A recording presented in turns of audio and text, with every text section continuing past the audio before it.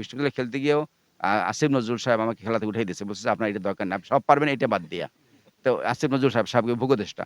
উনিও আমাকে বলছেন যে, "আপনার সব চেয়ারে ৪ টা স্ক্রুর মধ্যে ৩ টা স্ক্রু ঠিক আছে, একটা ঢিলা আছে। বাংলাদেশ পৃথিবীর কোন দেশ নাই যে দেশে বিশ্ববিদ্যালয় কোন জাতি গঠন করে। কিন্তু এই বিশ্ববিদ্যালয়টি বাংলাদেশ নামক দেশ সৃষ্টি করেছে, এই জাতি গঠন করেছে।" দর্শক, দাঁড়িয়ে আছি শরণখোলার সন্ন্যাসী নামক এলাকায়।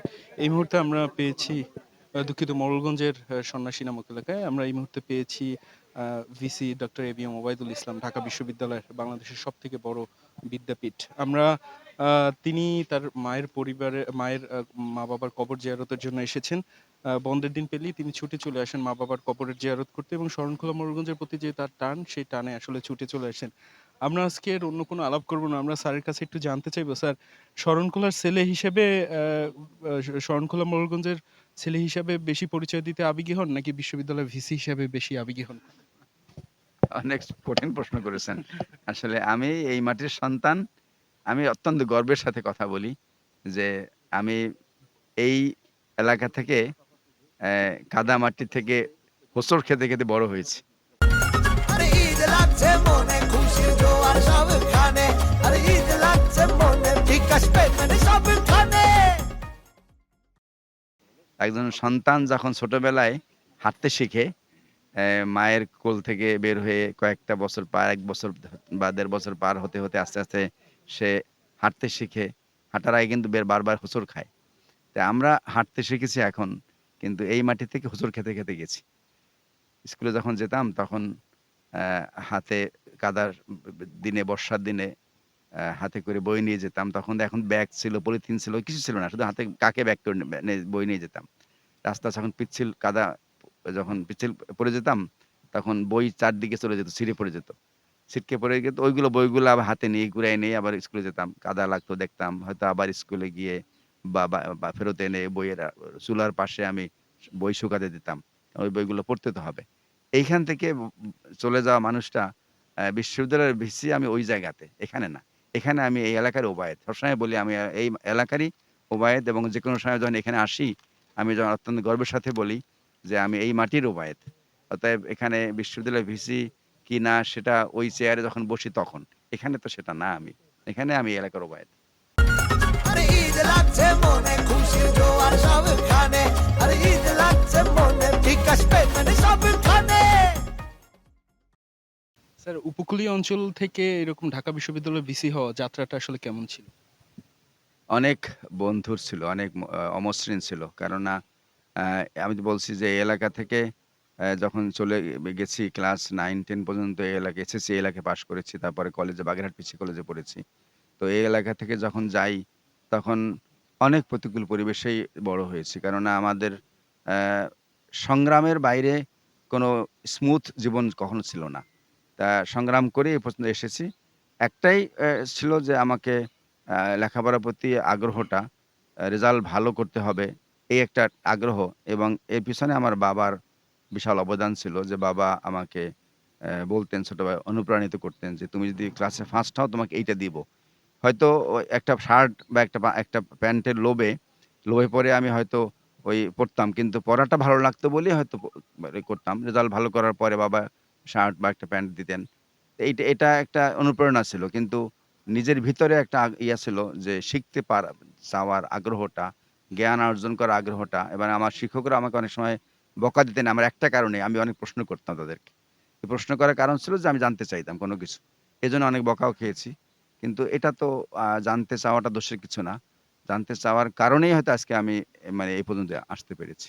স্যার, শিক্ষকদের কথা যখন আসলো, আপনার স্কুল জীবনে কোনো একজন শিক্ষকের কোনো স্মৃতি কি একটু মনে পড়ে? অবশ্যই মনে আছে। কারণ আমার প্রাইমারি স্কুলের শিক্ষকদের কথা মনে আছে। হাই স্কুল জীবনে এখনো ২ জন শিক্ষক বেঁচে আছেন। আমাদের রায়েন্দা পাইলট স্কুলের হেডমাস্টার ছিলেন একসময় মোস্তফা জামান খান। তারপরে কে এম লতিফ ইনস্টিটিউটের হেডমাস্টার ছিলেন। তারপরে এসপি রাশিদা স্কুলের এখনো শিক্ষক ছিলেন উনি বজলুর রশিদ, ওনার ডাকনাম লাল। তা ওনারা আমার এখনো জীবিত শিক্ষক আছেন। আরেকজন শিক্ষক বেঁচে আছেন যতটুকু জানি, বোধহয় রমেশ স্যার বেঁচে আছেন কিনা জানি না। জগদীশ স্যার আছেন। জগদীশ স্যার নাই। তবে আ তাদের ওই এলাকায় স্কুলের শিবাবাড়িখালী স্কুলের এক হুজুর বেঁচে ছিলেন। হাজীবাড়ির পাশে বাড়ি। উনার নাম ভুলে গেছি নামটা। উনি বোধহয় এখনো বেঁচে আছেন কারণ আমি গত বছর ফুটবল খেলার মাঠে ওনার সাথে দেখা হয়েছিল। আমার জানা মতে স্কুল, প্রাইমারি এবং হাই স্কুলের মধ্যে ৩ জন শিক্ষক বেঁচে আছেন। তার ভিতরে বেশি সান্নিধ্য পেয়েছি আমি মোস্তফা জামান খান স্যারের কাছে। লতিফ স্কুল ইনস্টিটিউটের হেডমাস্টার। ওনার কাছ থেকে আমি ক্লাস 7 থেকে পড়েছি। সো ক্লাস 7, 8, 9, 10 এবং উনি স্কাউট করতেন। উনি গান বাজনা সংস্কৃতি জগতে আমার বিচরণ ছিল। সব দিক থেকে ওনার কাছ থেকে আমি একটা অনেক পরিপূর্ণতা পেয়েছি। কিন্তু দুঃখের বিষয় ওনাকে আমি হারিয়েছি যখন আমি আবার ক্লাস 10 এ উঠলাম। কেন ওনারা আমাদেরকে নিয়ে এসেছিলেন এই স্কুলে। আমি ক্লাস 8 এ এসপি রাশিদে স্কুল থেকে আমি মোরেলগঞ্জ এসএলও স্কুলে চলে গেছিলাম। কারণ আমি ছিলাম ফার্স্ট বয়। তো আমার স্কুলে যদি যন্ত্রপাতি সায়েন্স খুলবে, সায়েন্সের কিছু নাই। এজন্য আমরা এখানে কিছু না থাকলে আমি কিভাবে পড়বো?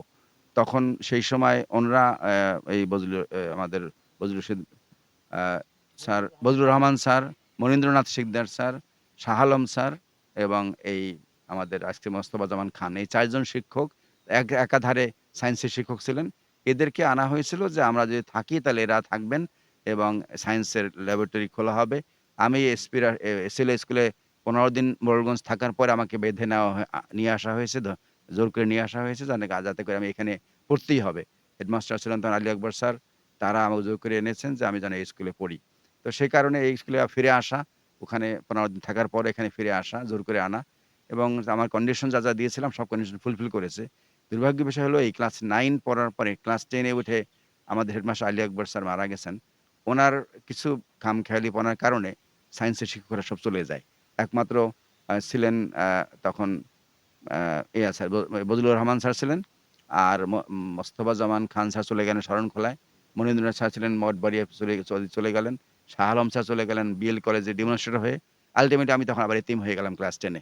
সেই তখন এতিম হয়ে যাওয়া অবস্থায় মোয়াজ্জেম স্যার নামে একজন শিক্ষক ইন্টারমিডিয়েট পাস করা মাত্র তিলবাড়িয়া হাই স্কুলের একজন হেডমাস্টারের ছেলে। উনি আসলেন কয়েক মাসের জন্য। আর কুমিল্লা থেকে একজন মান্নান নামে একজন শিক্ষক এই আমার পাশের চাচার বাড়িতে লজিং থাকতেন। উনি এসেছেন ১-২ মাসের জন্য। তো এই এসে তখন তাদের কাছে আমার শেখা আল্টিমেটলি তাদের কাছে শেখা হয় নাই।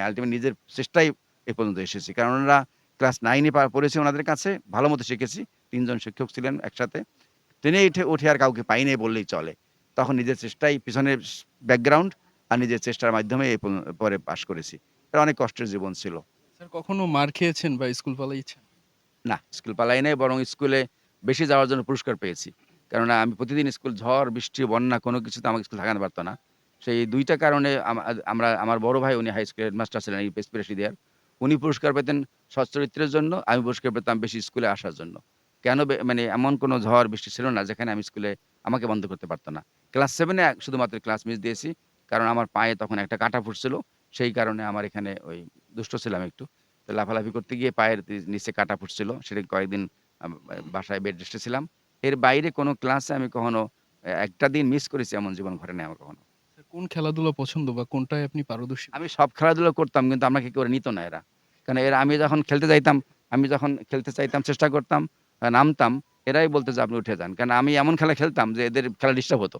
তো আমার এরা ডিস্টার্ব ফিল করতো বলেই এরা ভালো প্লেয়ার। এরা যারা আমার ১ বছর ছোট আমার স্কুলের। তা এরা আবার আব্দুর রাজ্জাক খান এই সমসাময়িক যারা ছিল প্লেয়াররা আমি নামলে আমাকে উঠাই দিত। বলছে, "আপনাকে দিয়ে আপনার এটা দরকার নাই।" তো এই যে কাজটা আমি বিশ্ববিদ্যালয়ে ঘটেছে। বিশ্ববিদ্যালয়ে খেলতে গিয়েও আসিফ নজরুল সাহেব আমাকে খেলা থেকে উঠাই দিয়েছে। বলছে যে, "আপনার এটা দরকার নাই। আপনি সব পারবেন এটা বাদ দিয়া।" তো আসিফ নজরুল সাহেব উপদেষ্টা। উনিও আমাকে বলছেন যে, "আপনার সব চেয়ারে ৪ টা স্ক্রু ৩ টা স্ক্রু ঠিক আছে, একটা ঢিলা আছে। আপনার নেতৃত্ব ঠিক আছে, মেধায় ঠিক আছে, সামাজিকতা ঠিক আছে। শুধু আপনার স্পোর্টস এর দিকে আপনার ঢিলা আছে। আপনি এটা বাদ দিয়ে দেন।" আমাকে খেলা মারতে উঠাই দিয়েছে। তখন এরা উঠাই দিত, উনি উঠাই দিতেন। আমার জীবনে খেলাধুলার ভালো কিছু হয় নাই। এবং একটা পুরস্কার পাইতাম, স্বেচ্ছাসেবক হিসাবে পাইতাম। স্যার যেহেতু ঢাকা বিশ্ববিদ্যালয়ের ভিসি সেহেতু আপনি গবেষণা ও আন্তর্জাতিকভাবে ঢাকা বিশ্ববিদ্যালয় আগামী ৫ বছরে কোথায় দেখতে চান? ঢাকা বিশ্ববিদ্যালয় বাংলাদেশের শ্রেষ্ঠ বিদ্যাপীঠ। উচ্চশিক্ষার সবচেয়ে মানে চরম মানে সর্বোচ্চ জায়গা। বাংলাদেশের প্রাচীন বিশ্ববিদ্যালয় ১০৫ বছরের বেশি বিশ্ববিদ্যালয় এখন চলছে। ডেফিনিটলি এই বিশ্ববিদ্যালয়ে বাংলাদেশের যা কিছু অর্জন ১৯৫২ সালে ভাষা আন্দোলন, ১৯৭১ এর সংগ্রামী মুক্তিযুদ্ধ, মুক্তির সংগ্রাম, ৯০ এর গণ-অভ্যুত্থান, ২৪ এর আ গণ-অভ্যুত্থান বলি আমরা তাকে বলি, ফ্যাসিস্ট বিরোধী আন্দোলন বলি। আমরা বিপ্লব বলি, সেই সব জায়গাতে ঢাকা বিশ্ববিদ্যালয়ের অবদান মানে অসাধারণ অবদান। আমরা সেই জায়গায় শুধুমাত্র একটা দেশ গঠন, জাতি গঠনে বাংলাদেশের এই বিশ্ববিদ্যালয়টি অত্যন্ত ভূমিকা রেখেছে। বাংলাদেশ পৃথিবীর কোনো দেশ নাই যে দেশে বিশ্ববিদ্যালয় কোনো জাতি গঠন করে। কিন্তু এই বিশ্ববিদ্যালয়টি বাংলাদেশ নামক দেশ সৃষ্টি করেছে, এই জাতি গঠন করেছে। এই বিশ্ববিদ্যালয়ের অবদান অত্যন্ত বেশি। সেই বিশ্ববিদ্যালয়ে শুধু লেখাপড়া না, লেখাপড়ার পাশাপাশি গবেষণাকে আমরা মূল্য দিতে চাই।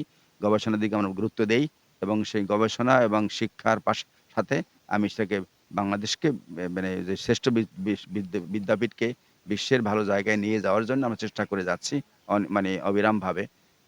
একটা সমস্যা হয়, এটা আমাদের বাজেট। বাজেটের আমাদের যে পরিমাণ আর্থিক সংগতি থাকা দরকার তা নেই। কিন্তু আমাদের আন্তরিকতার ঘাটতি নেই। আমরা আমাদের বর্তমান সরকারের গণতান্ত্রিক সরকার এবং যিনি বর্তমান তারেক রহমান সাহেব আমাদের দেশের রাষ্ট্রপ্রধান বা মানে সরকার প্রধান, উনি চাচ্ছেন বাংলাদেশের এই শিক্ষা ব্যবস্থায় ঢেলে সাজানোর জন্য।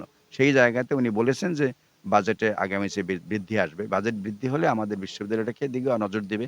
উচ্চশিক্ষার দ্বার আরো বেশি উন্মোচিত হবে বলে বিশ্বাস করি আমরা।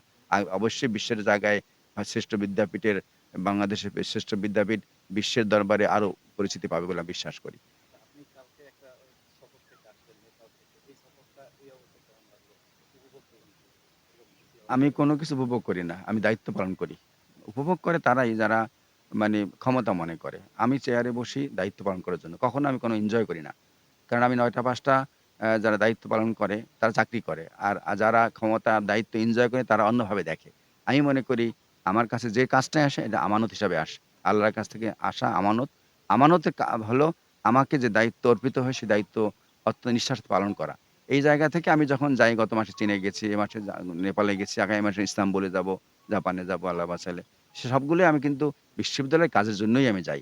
সেখানে আমি দায়িত্ব পালন করি এবং বিশ্ববিদ্যালয়কে ভালো জায়গায় নিয়ে যাওয়ার জন্য প্রাণান্ত চেষ্টা করা আরকি।